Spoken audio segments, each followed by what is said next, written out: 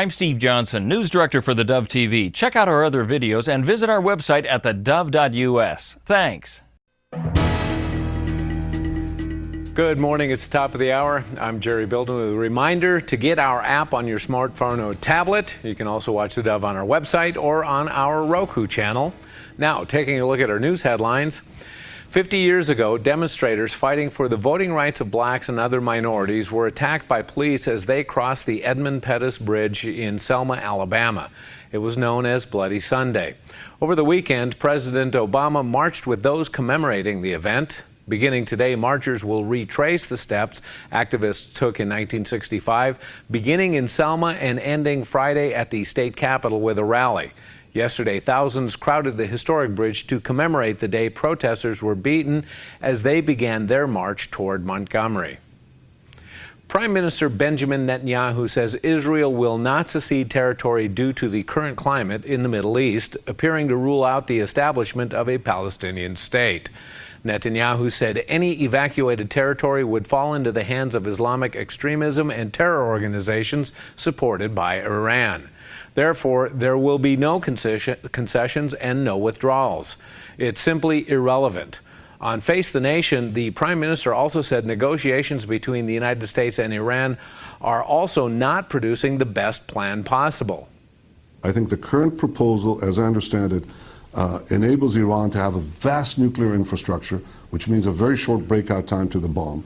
And secondly, it lifts the restrictions after a decade. It just lifts all the restrictions on Iran, and it could have an arsenal of many, many nuclear bombs. Plus, they're continuing to developing the intercontinental ballistic missiles to deliver that arsenal any place on Earth, including the United States of America. Netanyahu says a better deal would be to limit Iran's ability to create a nuclear bomb and link lifting sanctions against Iran to that end. Of the many bills being considered at the Oregon legislature, one has grabbed the attention of those on both sides of the physician-assisted suicide debate. House Bill 3337 would redraft the law in Oregon to state that a doctor could approve suicide up to a year until death rather than the current 6 months. It's a proposal Jackson County Right to Life's Brian Platt says is another step toward expanding suicide in the state. We've now gone from no assisted suicide to state approval with a 6-month prognosis, and now we're going to a 1-year prognosis. You know, we know what's happening in Europe with Denmark and the Netherlands. This is exactly how this process comes. It's just in little increments, so the frog doesn't know that it's being boiled. It's just happening so slowly. Now, a quick look at our local weather conditions. Starting off in Northern California, today sunshine and 73 degrees.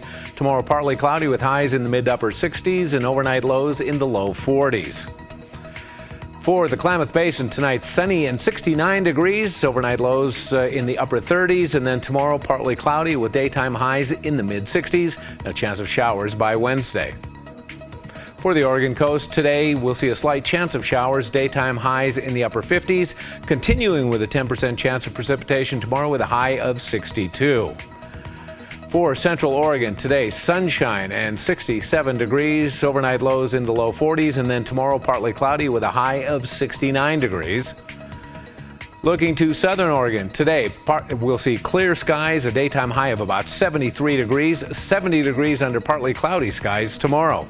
It's a snapshot of your news and weather on the Dove. You know that there's a Grange Co-op nearby for all your year-round home, farm, and ranch needs. But did you know